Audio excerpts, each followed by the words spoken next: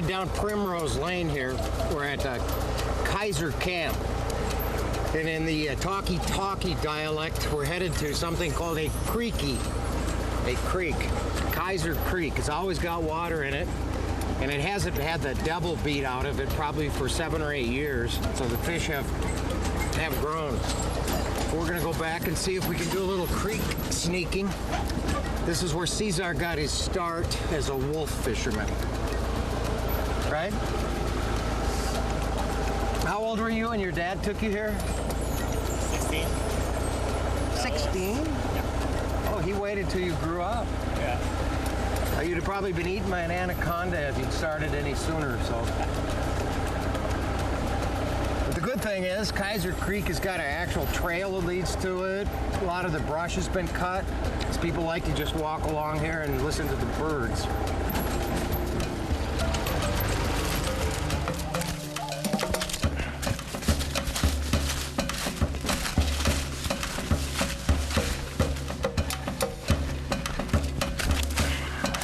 That's the bait hole, eh? Yes. And he's got his little stick. I used to leave sticks like this by all the little brook trout streams. I maybe told you that when Melanie was a baby. What you got there? Huh, looks just like our little worms. Nice. Some hobbit worms. Hobbit worms? No matter where you go in the world, they thread a worm on a hook the same way.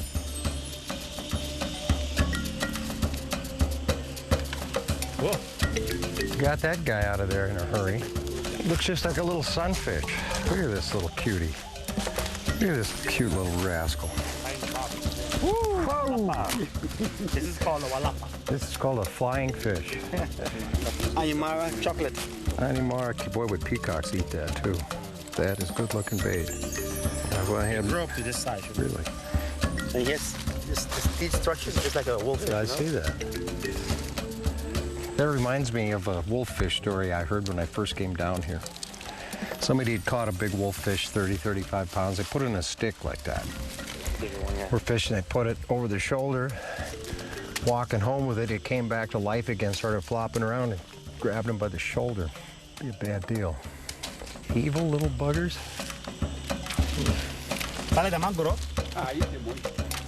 That enough? Yeah. Now we got some backup.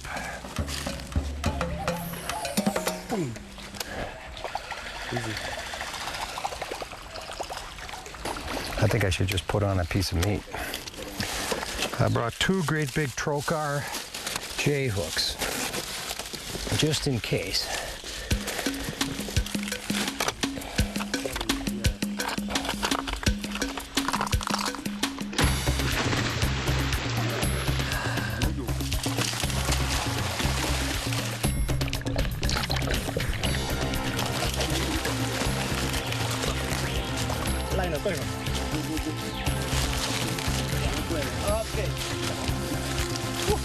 Oh, what a beautiful fish. That is absolutely beautiful. Nice. Look at the color of it and the tail. Look at the tail. That's a beautiful, just gorgeous. You can tell there's no piranhas in here. Man, oh man. Okay. Simple piece of meat on a hook. And then drop it right down here. Where does it go? Straight down? Yeah. There's got to be a jumbo here. There you go.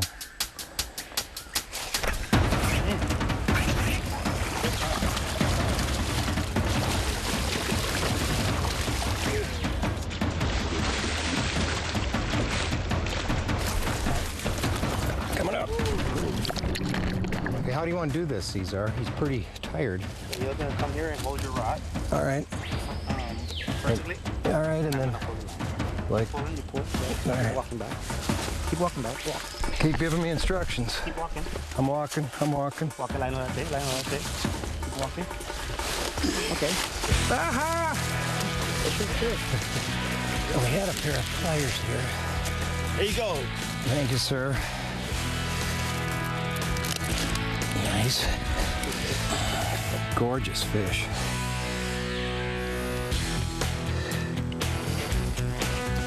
Who says they aren't pretty?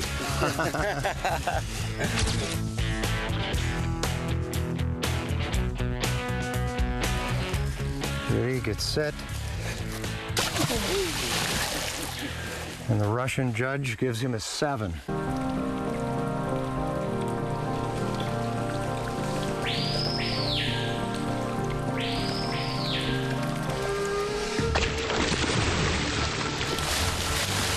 I almost fell in.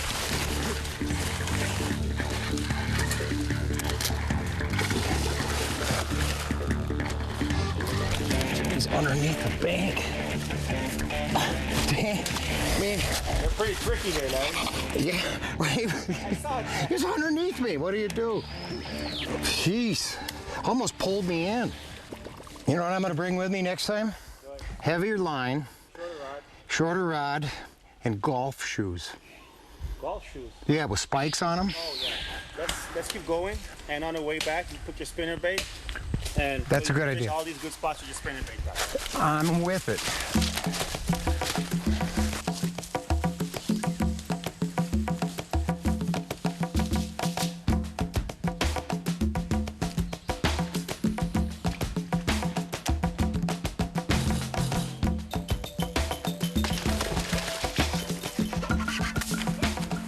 Big fish! Whoa!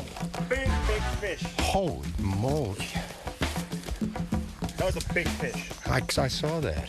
He also broke 65-pound line that wasn't even there. Boom. Well, I should have rigged with 100. At least 80. At least 80. And then mono. So you got 80 pounds. Well, now I know. Okay. Because a big fish, he will not chase something that's moving fast.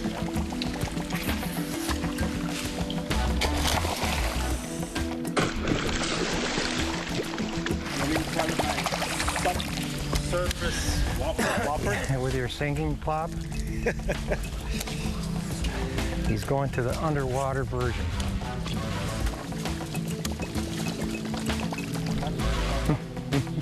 That's hilarious. Yeah. That is hilarious. That is hilarious.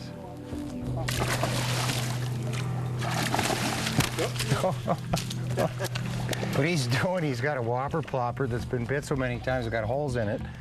So if you let it sit, it sinks like a rock. So he's fishing it like a Submarine plopper. submarine plopper. You just invented a new concept.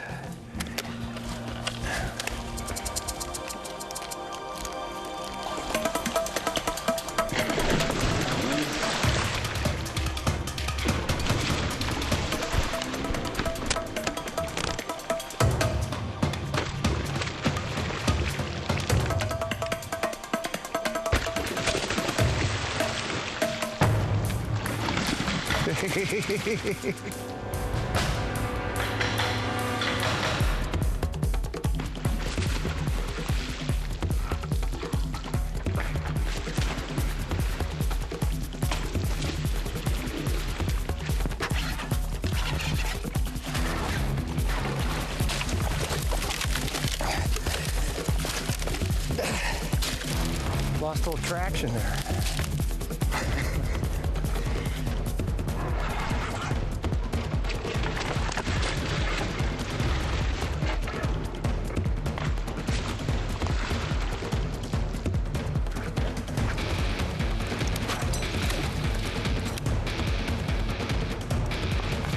Jesus, man.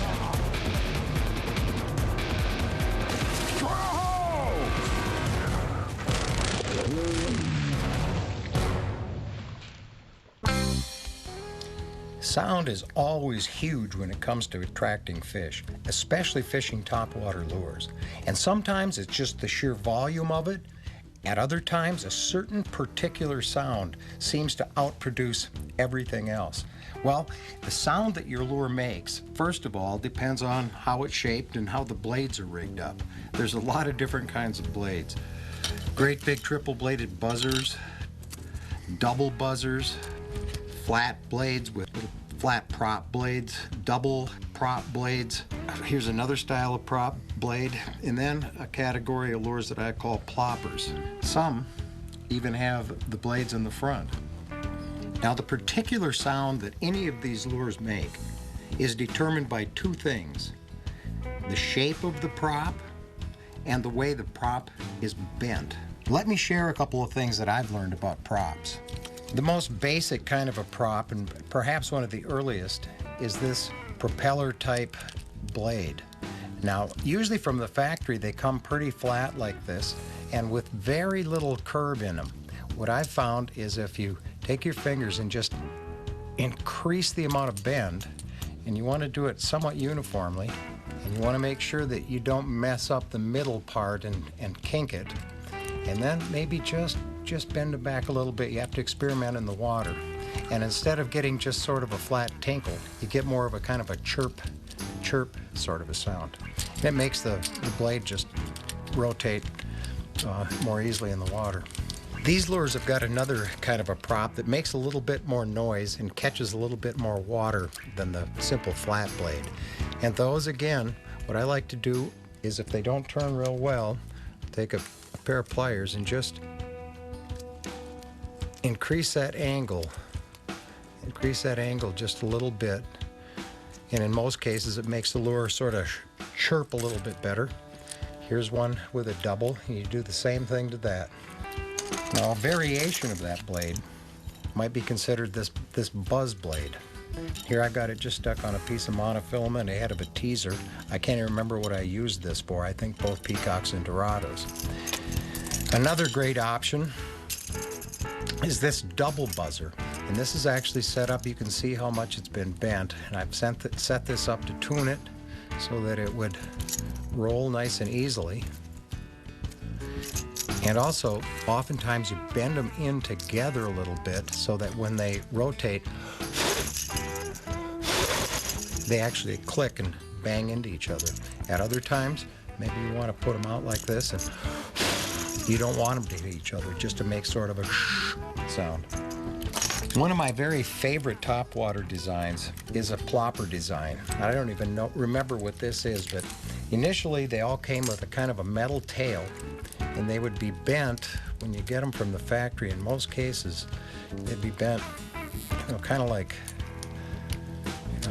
this, and they make a nice through the water. But I found that if I would bend this part at a 90-degree angle, and then go to this side and bend it so that just the tip of it was at about a 90, it would make more of a hollow popping sound.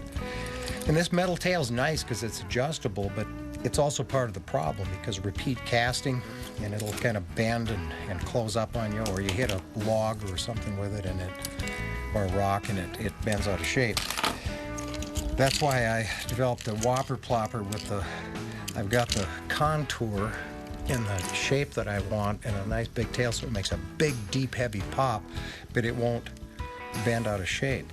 Now, an interesting thing that I've found is that a difference between this type of prop and this type of prop is this one is balanced, this one is unbalanced. This one, when you pull it, it kind of goes and I think it says a bunch of bait fish running from other fish trying not to get eaten. The plopper with an unbalanced prop sort of shakes in the water and has a steady pop, pop, pop, pop, pop, pop. And I think what it says to a predator is, this is a terrestrial creature in the water. It can swim, but it doesn't really belong here. I don't think it says wounded fish. I've tried other variations of the plopper prop, from going to triples, going with doubles, even different sizes. And for sure, if fish are chasing other fish, I think the balanced prop usually works the best. When you've got a predator that is used to eating or likes to eat large terrestrial things from ducks to iguanas, I think the unbalanced prop is probably in your favor. And also probably with a low frequency, calls them in from a greater distance. Let's go over here. Remember this spot, Larry? You know, I think I do. Isn't this where we caught the one when we ran out of bait and we put on a piece of beef jerky and caught it right there? I do remember that. You go ahead first with the plopper and I'll follow you with my new remade spinnerbait. Go ahead. You're biting here. Get ready. He's got to get one here. This is crazy.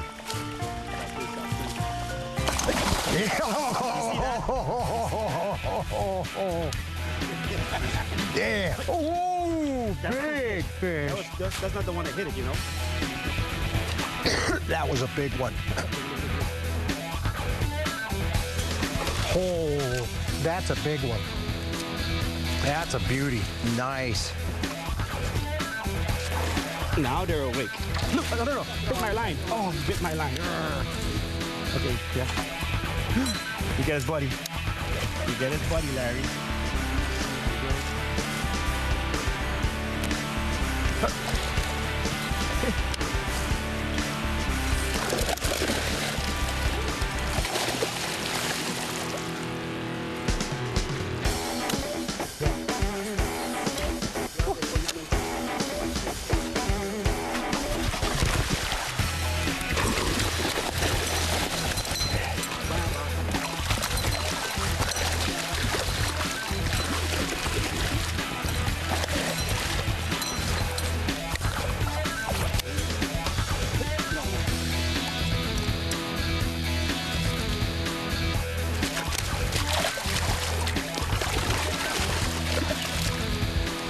Got him? Yep.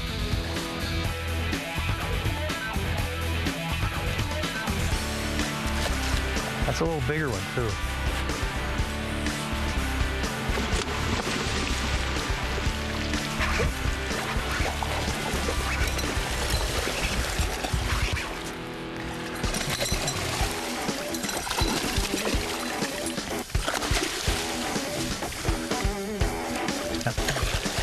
Go ahead, unhook him. That's right, unhook mine first. Thank you. We had Bob Marley unhook a fish for you? Oh, I have. I shot the sheriff.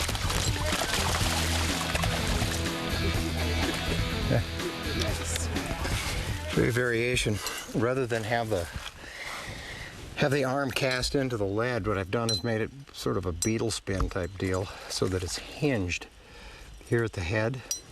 Whether you're fishing a fish like wolffish or you're fishing pike or muskies with a spinnerbait, I think it's usually a good idea to use this sort of a design as opposed to photo bomb, you know, as opposed to the straight standard one.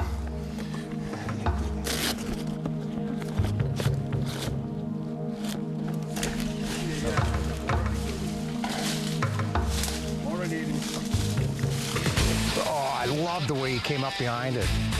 I saw him open his mouth on that. Well, looks like you got one. Now what are you gonna do? Wait for him to get off by himself. Dangerous. There you go. See that? I see that. That was miraculous. You want your turn or? Yeah, it's my turn. Move over. No.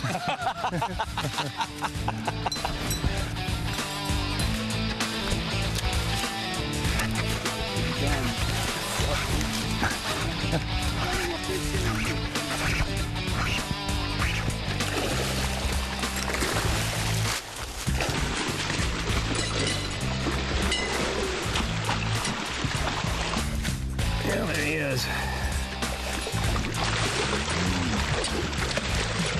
Now what?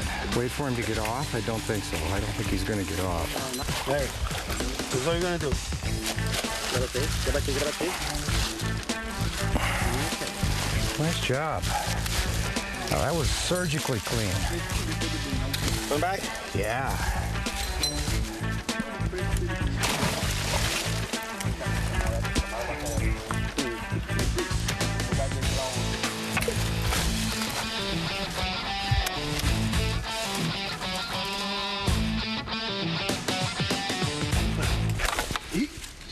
That pisses me off. It's my favorite new rod. How much did I lose?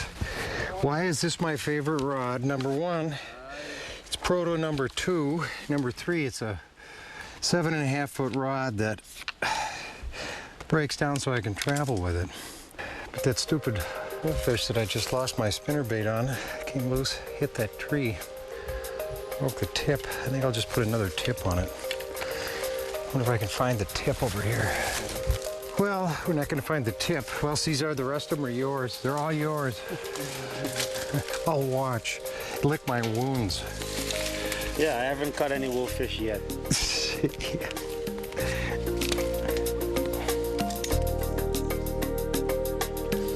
He's looking a little bit. Ah, let's play new. I won't.